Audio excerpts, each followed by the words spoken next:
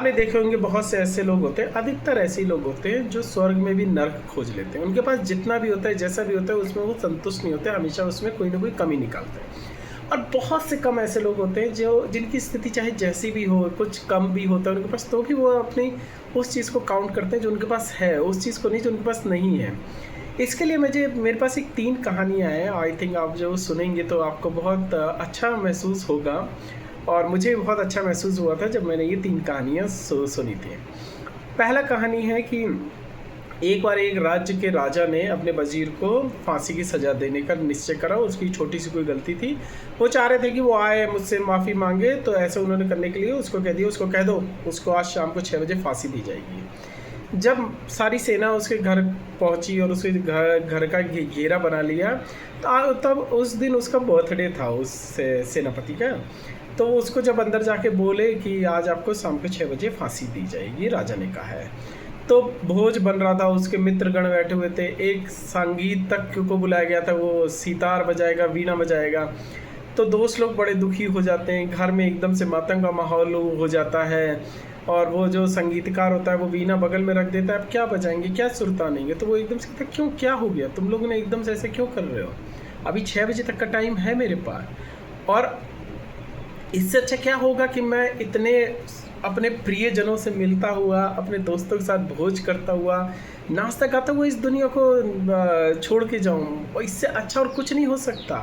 अब तो ऐसा संगीत बजाओ, ऐसा नृत्य करो, ऐसा जश्न मनाओ कि ये जश्न दुनिया भर में फैले। मैं जाते जाते मुझे ऐसा लगे संतुष्टि कि मैंने इतने खुशी के साथ मैं ये दुनिया छोड़ के जा रहा हूँ। कोई मत दुखी हो, शाम के 6 बजे तक भोज भी ख़त्म हो जाएगा, संगीत भी ख़त्म हो जाएगा। बहुत राजा की बहुत कृपा है कि उसने मुझे 6 बजे कहा, वरना वो चाहता तो मुझे अभी फांसी दे सकता था, लेकिन उसने मुझे 6 बजे का टाइम दिया कि मैं अपना ये सब सुख भोग सकूँ, आप लोग से मिल सकूँ। तो जब ये राजा के पास बात पहुंचती है कि उसके घर तो संगीत हो रहा है, नृत्य हो रहा है, वो अपना जन्मदिन मना रहा है, तो राजा को बड़ा ठेस पहुंचती है और कहता है यार वो जीत गया। और वो एकदम से उसके घर पहुंचता है मंत्री के, और कहता है कि जो इंसान जीना चाहता है मैं उसको मार नहीं सकता, जो इतना प्यारा इंसान है, जो अपने उस एसेंस को समझ गया है, उसकी ज़िंदगी मैं नहीं छीन सकता। और उसने कह दिया कि आपको कोई फांसी की सज़ा नहीं होगी। पहले कहानी। दूसरी कहानी मैं आपको बताना चाहता हूँ कि एक बार एक युवती थी, वृद्ध युवती ही समझ लीजिए, वो कहीं गांव जा रही थी किसी सम्मेलन में, किसी धार्मिक सम्मेलन में शामिल होने के लिए। वो गांव भटक जाती है। पहले के ज़माने में कोई ऐसा नहीं होता था कि हम सही जगह पहुंच पाएँ, बहुत दिक्कत होती थी। तो वो एक गांव भटक जाती है, रात हो जाती है, 10-11 बजे बज जाते हैं। तो वो सब जगह दरवाजे खटकाती है, वहाँ ज़्यादा घर नहीं होते, गांव में कुछ 8-10 घर होते हैं, तो उनका दरवाज़ा खटकाती है आश्रय मांगने के लिए। तो उस गांव के जो लोग थे वो किसी और धर्म को मानते थे, मान लीजिए कि मुस्लिम धर्म को मानने वाले लोग हैं, और जो युवती थी वो हिंदू धर्म को और मानती थी। तो उन्होंने कहा कि नहीं, हम आपको कोई शरण नहीं दे सकते, क्योंकि आप जिस धर्म को मानते हो उस धर्म को हम नहीं मानते हैं, और उस धर्म के लोग हमारे दुश्मन होते हैं, क्योंकि धर्म पे लड़ाई जितनी गहरी होती है उतनी किसी में भी नहीं होती। तो उसको हर घर से मना कर दिया जाता है। तो युवती थोड़ा सा दुखी होकर पेड़ के नीचे कहीं एक जगह लेट जाती है, और उसको नींद आ जाती है कुछ देरी के लिए। फिर कुछ 3-4 बजे तक का टाइम होता है, उसको ठंड के मारे उसकी नींद खुलती है। तो वो देखती है आकाश में तारे बिछे हुए हैं, पक्षी धीरे धीरे अपने घोंसलों से निकल रहे हैं, फूल खिल रहे हैं, जैसे कली फूट के फूल खिल रही है। वो अपनी आँखों से सब कुछ देखती है, और उसको वो नज़ारा इतना प्रिय लगता है कि गंगा नदी बह रही है, थोड़े से जानवर निकल रहे हैं, चिड़ियाँ अपने घोंसले से निकल रही हैं, अपने बच्चों के साथ हैं, धीरे धीरे लोग पानी पीने आ रहे हैं गंगा नदी में, फूल खिल रहे हैं, कोपले फूट रही हैं। वो सब कुछ अपनी नज़र अपने आँखों से देखती जा रही है, और वहीं इस देखते देखते एकदम से वहीं बंद गई है कि उसको वो देखने में जो सुख मिला है, और उसको ऐसा लगा कि अच्छा हुआ मुझे शरण नहीं मिली, वरना ये सब मैं सब मिस कर देती, मैं इतनी भाग्यशाली हूँ। और वो फिर उन्हीं के घरों में दोबारा जाती है और उनका दरवाज़ा खटकाती है। वो कहते हैं हमने आपको बोला तो था कि आप जाइए, हम आपको शरण नहीं दे सकते।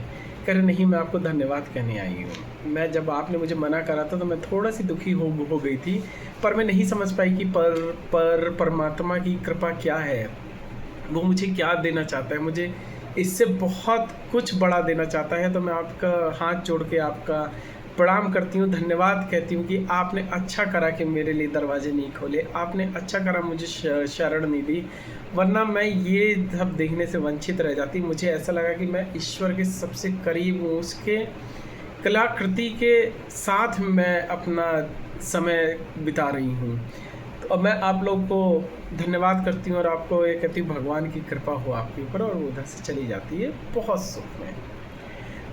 तीसरी कहानी थोड़ी सी मॉडर्न उसमें हो गई है कि एक व्यक्ति होता है, उसके पैर थोड़ा सा कट जाता है, तो भगवान को बहुत कुछ बोलते हैं, अरे यार भगवान तुम मेरे साथ ही, तुमको यही सब करना होता है, बाकी दुनिया देखो कितनी खुश है, तुम्हें मुझी को दुख देने होते हैं। तो लिफ्ट में चढ़ रहा होता है, तो जो लिफ्ट वाला होता है उसकी एक टांग नहीं होती, तो वो बैठा होता है और वो बहुत खुश मज़े में होता है और बहुत इन्जॉय करता हुआ पूछता है, सर आपको कौन से फ्लोर पे जाना है?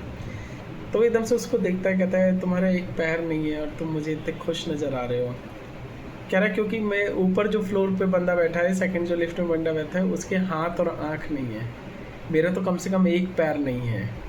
मैं इस चीज़ के लिए भगवान को कोसूं कि तुमने मेरा एक पैर छीन लिया, या मैं उस भगवान को इतनी कृतज्ञता से उनका धन्यवाद कहूँ कि कम से कम मेरे हाथ सलामत है, मेरी आँख सलामत है, मेरा सिर्फ एक पैर ही नहीं है।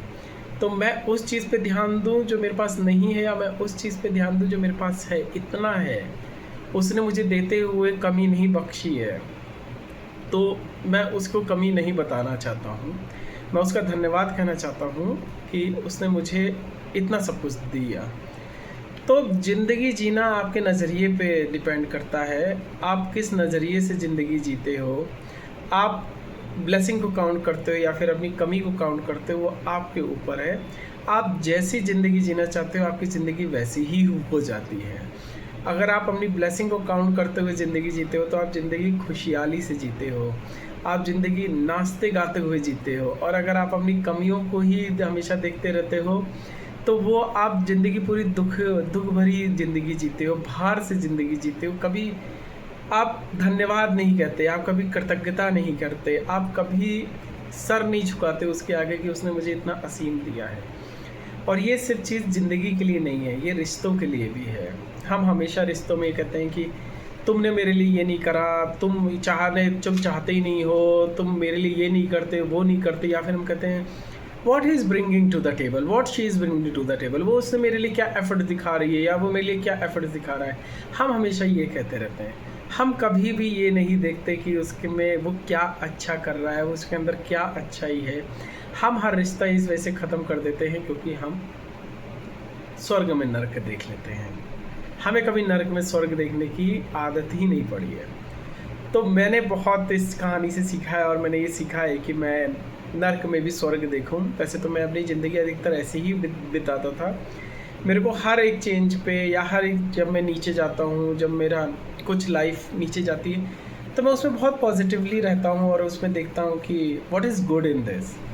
और अब धीरे धीरे मैंने रिश्तों में भी देखना शुरू करा है, और आशा करता हूँ मैं वैसे ही नज़रिए से देखूँ।